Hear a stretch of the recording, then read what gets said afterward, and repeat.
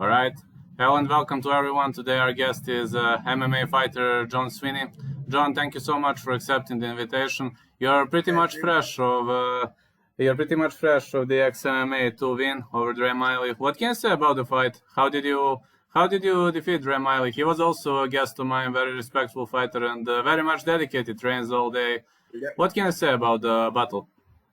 Um, I kind of pictured it going like that.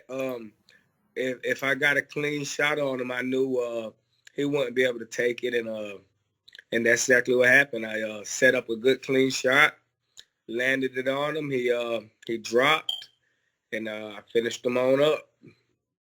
Was pretty much a quick stoppage. So, what was the secret to the fast stoppage? Was it just a clean shot, or you were a strategy that was planned ahead of the battle?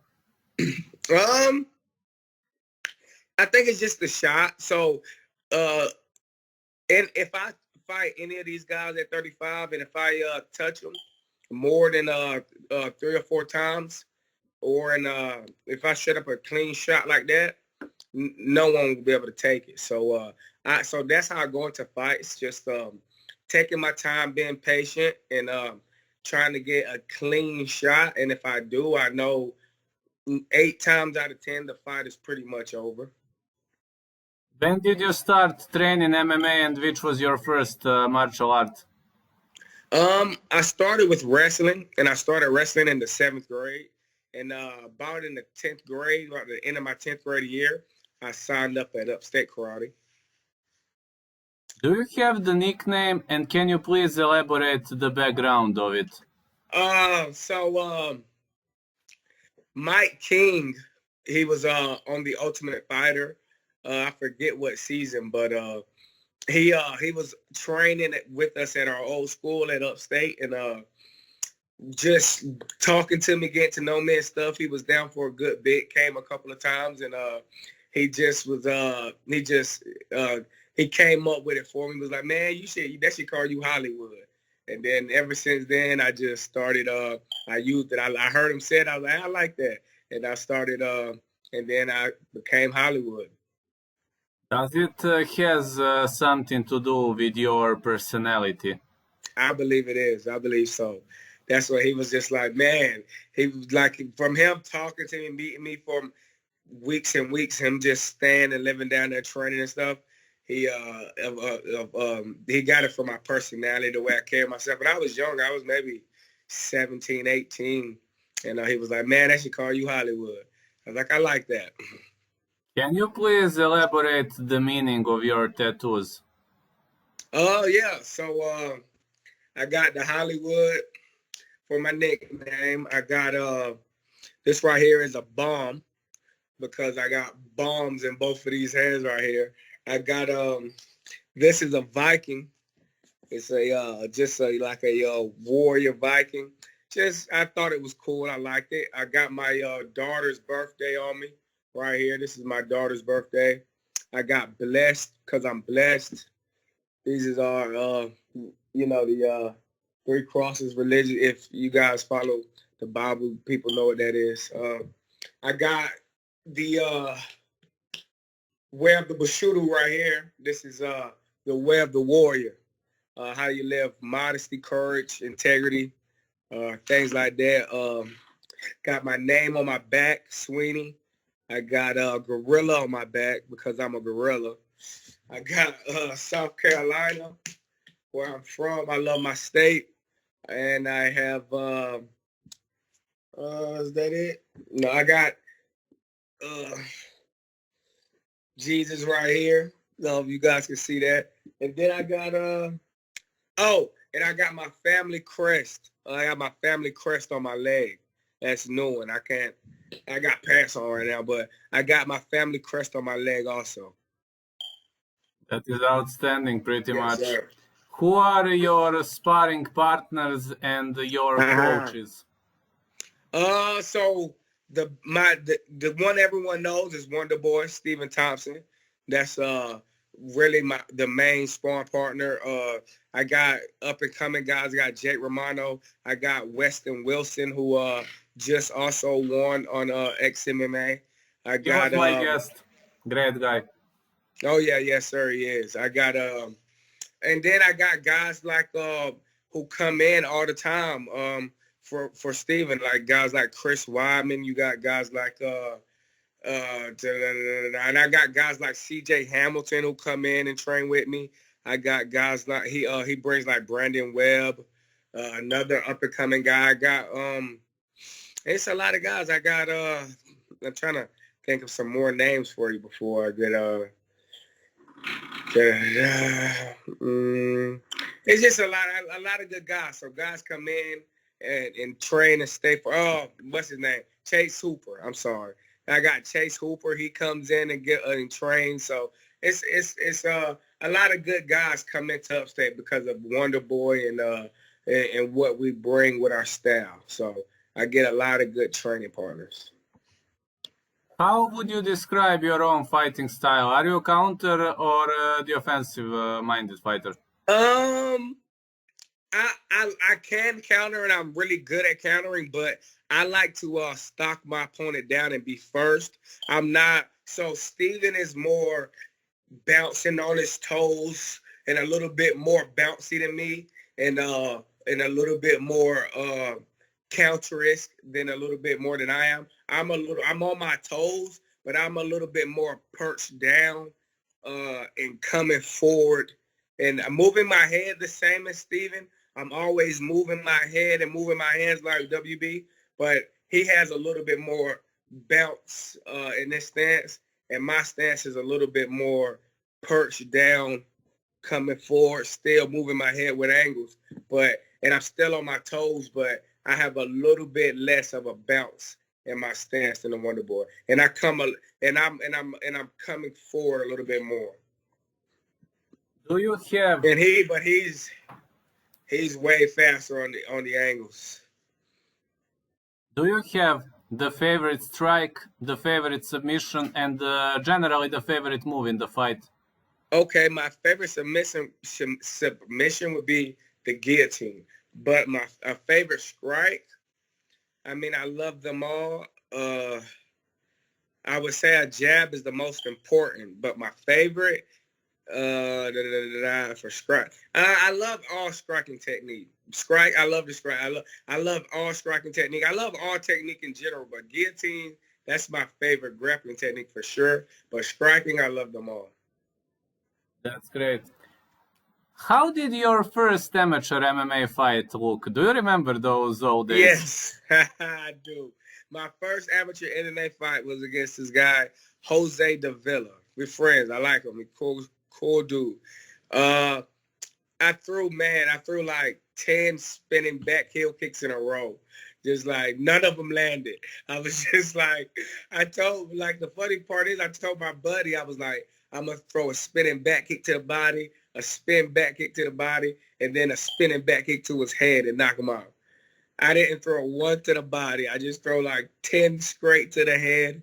None of them connected. I ended up guillotining him and finish him in the third round, but that was a funny fight. I threw like I could at the first one I set up like 1-2, danced around, threw a spin heel kick, and it almost hit him. And then the rest were just I was just a wild kid, just throwing them. But I ended up finishing them with a guillotine in the third round.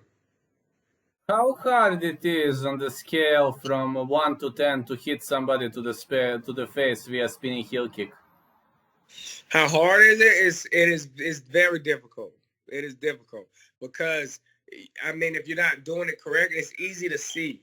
So if you don't master how to make the move look like you're doing, any other old kick or spin into the last second, then you'll never land it. Mine were going way too loopy, way too long, and you can tell when I was spinning. Now I can spin and you won't know what I'm doing.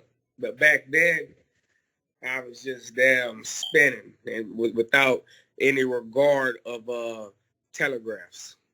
Well, me personally think that spinning heel kick is one of the best counter techniques because nobody Oh yeah, expects it. But when it comes to attacking, as a Taekwondo black belt, I was never attacking with that technique because it's too scary for me. Even the fastest guy, he can just do this and cover up. What do you think? exactly. Oh, they can, but with that technique, you can get some serious power. And with Taekwondo, you have the a little bit more glove and the headgear, so they can absorb that shin, a little bit better.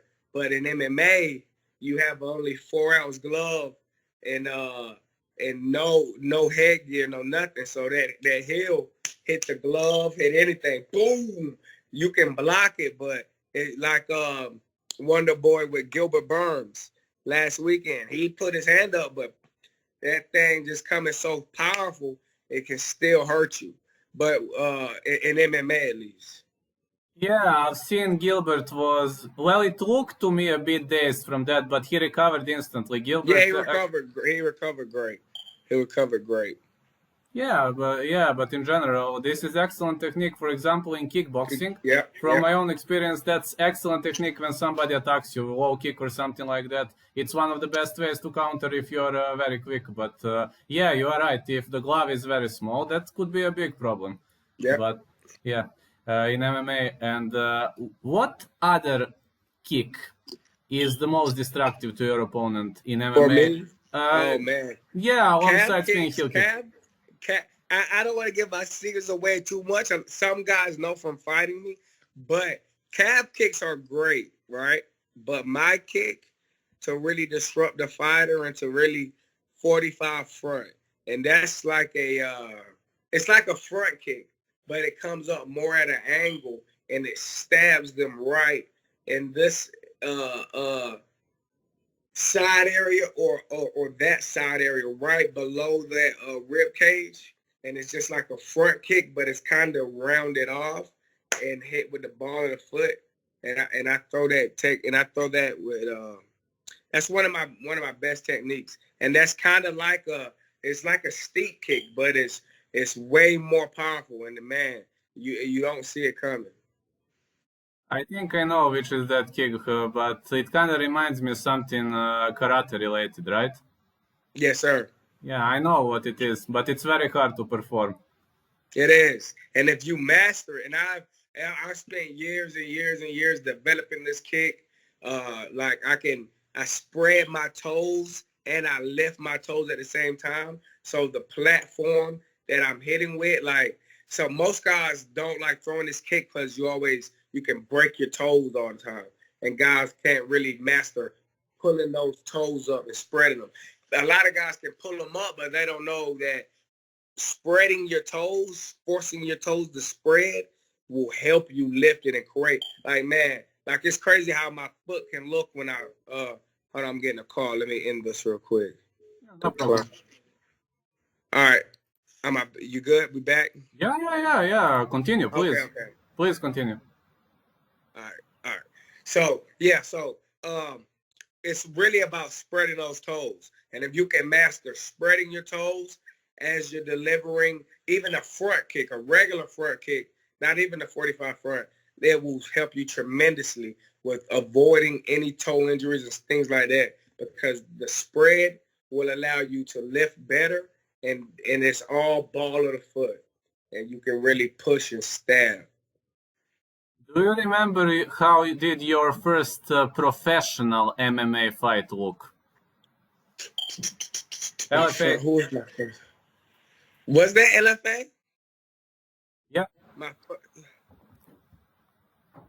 Yeah, man, Ben. My first, yeah, John Sparks. Was Yes. that my first? That was my first. That's crazy. I didn't know that was my first MMA fight. Yeah, my first pro MMA fight, John Sparks. Yeah, that was a wild fight. He almost got me in an armbar. I rolled off the cage, hit him. Man, I hit so hard. I hit him with a couple of good shots, ringed his head a little bit, dazed him up, and rear neck and choked him. Who is the toughest professional fighter you've ever met? Ever met or ever fought? Ever fought? Okay, ever fought? toughest. Oh man, that's the. Mm, I don't think I ever. The toughest one was I mean, mm, maybe. Oh, you know what? Phil Caracappa.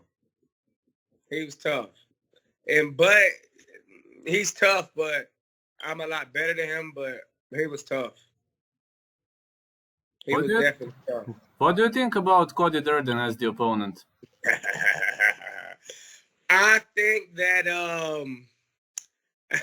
I think he got very lucky, and one day I will meet him again, and I'll finish and I'm gonna knock him out like he deserves to be.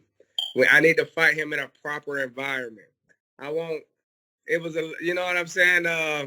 We fought. I was gonna say we fought outside in the rain, so we'll run that back in a proper environment. Sounds great. Yes, According to sir. you, which is the best stoppage of your whole career? If you could quote one stoppage, which one would that be? I love my fight with Shelton Sales. It was my another LFA fight. I choked him out against the cage, standing guillotine style, kind of like John Jones did Lyoto Machida. Dropped him against the cage. It was perfect. I choked him out. He fell, went to sleep against the cage. That's probably my favorite. If you could repeat one fight of your life, one professional fight, which one would it Repeat be? Yeah, and just like fight it all over again, a whole new fight. Cody Durden for sure. definitely Cody. Yeah, definitely, 100%. Which is the most difficult promotion you've participated as of now? Difficult as in unorganized, like bad, or like what do you mean? Like hard opponents, hard fighting quality, very tough opponents. Okay, like a good from okay,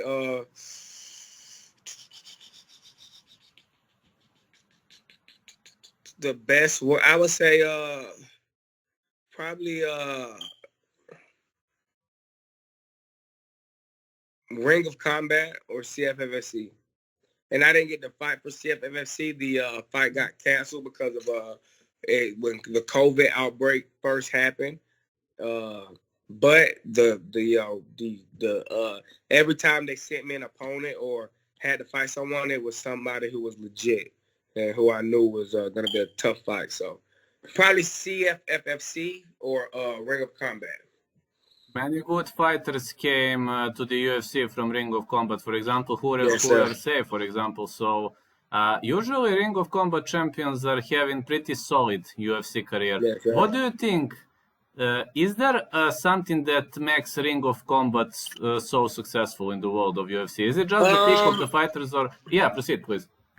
I believe it's the where they're located and where most of their fights happen over in Jersey and in New York area up there, up north areas and stuff like that. Like a lot of those guys, it's been around a while, and a lot of those guys are training with each other, cross training, and everybody's training with each other. Everybody's getting better.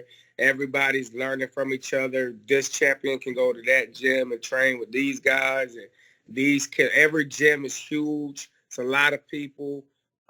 They train with each other. They don't, you know what I mean? Like the guys can go do their jiu-jitsu here, go do their striking there, and you know what I'm saying. And you can see, or you can train with a UFC contender here. Go over there and train with a Bellator champ. Go over here, train with a one guy. You know what I'm saying? They got so many guys, high-level guys in that area, and they're all training with each other. It's no choice but to get better and better and better.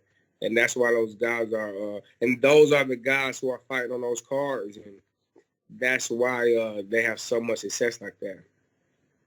How does one day in your life look like? So I get up.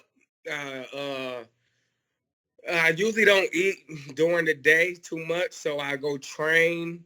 I'll have my water or kombucha or however I am. I eat pretty healthy. I'll train some clients. I'll have like some kids wrestling or some older gentlemen, some men doing some mitt work or you know what I mean, stuff like that, or doing some strength and conditioning.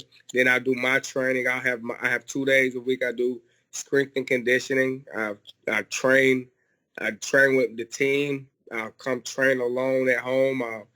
I love the shadow box. I probably do more shadow boxing than any other type of training. I think that's the most important thing a fighter can do is shadow box. So I shadow box probably, like 12 times a week, maybe more. I'm always shadow box. So I train with the team. I'll come home, I'll shadow box, and I'll do some miles on the elliptical or some miles on a bike just to keep my legs moving. And then I'll go train again at night and come home. I'll play some video games, 2K, Madden, Call of Duty, something like that, or watch TV. Make my food. I eat pretty late at night. I like to eat late. I make my own food. So like grass-fed beef, free-range chickens and stuff like that. I eat good, make my food, do it all over again the next day. Would you like to add something to this interview? Would you maybe like to give a shout out to somebody? Or would you like to mention somebody we didn't mention? I like to shout out my friends and family, everybody who's helped me prepare for my last fight, my sponsors, Big Rig, Trucking, Wing Nuts, Bull Nutrition, my family 157, Adriana, who she sponsored me. She's plastic surgeon type business. Who else? My strength and conditioning coaches, my mom, my dad, my fiance, and everybody who just all the fans who also came out to support me. Thank you so much for the interview. Hope I will publish it tomorrow. I will send you a link. Yes, sir. It's always a pleasure to interview some high-level guys. Thank you so much. Sir. Hope to see you soon in the UFC. Yes, sir. You will, brother. Thank you. All right. Thank you, John. Have a great day. Yes, sir. You too.